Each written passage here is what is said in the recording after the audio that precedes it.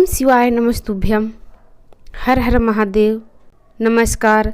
आप सभी का मेरे चैनल में हार्दिक अभिनंदन है, स्वागत है। आइए जानते हैं महाशिवरात्रि के दिन बैल नंदी और शिव भगवान की सवारी की पूरी कहानी। समस्त हिंदू धर्म में जुड़े लोग यह बात जानते हैं कि देवों के देव महादेव होंगे, वहाँ नंदी बैल की उपस्थिति अवश्य होगी। हो भी क्यों न, आखिर नंदी बैल सच्ची आस्था एवं भक्ति का प्रतीक है। इसके साथ ही विशेष रूप से यह भगवान शिव की एकमात्र सवारी है। नंदी बैल के समर्पण के चलते ही कलयुग में भी शिव शंकर के साथ पूजनीय है। शिवलिंग के आसपास एक नंदी बैल जरूर होता है और भगवान शिव के साथ नंदी को भी लोग पूजते हैं और उन्हें मन्नत भी मांगते हैं। नंदी के बिना शिवलिंग को अधूरा माना जाता है। लेकिन आप जानते हैं कि आखिर कैलाशपति महादेव ने नंदी बैल को ही अपनी सवारी बनाने की उपाधि क्यों प्रदान की? दरअसल इसके पीछे एक विशेष कथा छिपी हुई है। तो आइए जानते हैं इस कथा की पूरी कहानी। शिव पुराण के अनुसार एक शिलाद नामक ऋषि थे जिन्होंने लंबे समय तक शिव की तपस्या की थी।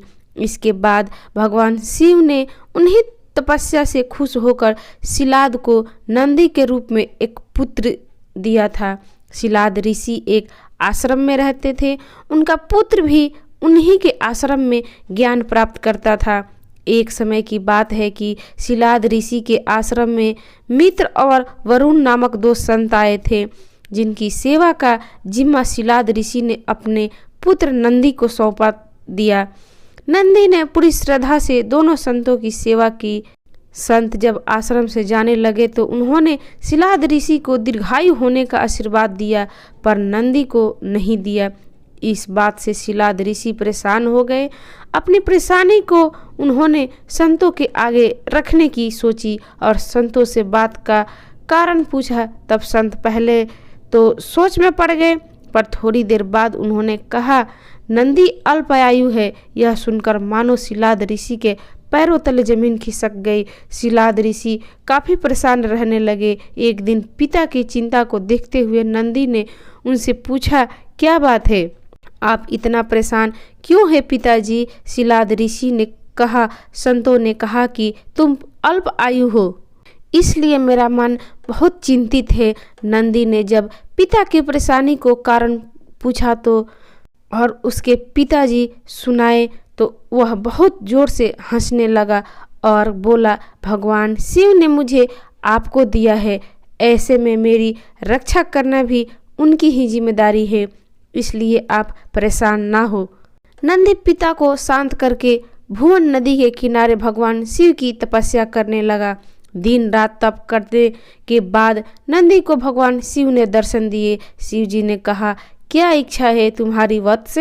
नंदी ने कहा, मैं ताउम्र सिर्फ आपके सानिध्य में रहना चाहता हूँ। नंदी से खुश होकर शिव जी ने नंदी को गले लगा लिया।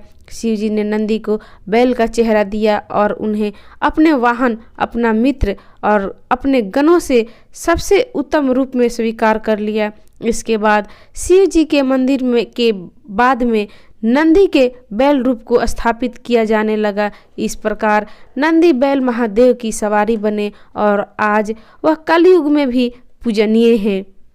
तो ये थी नंदी और शिव भगवान की कहानी। आपको कैसी लगी?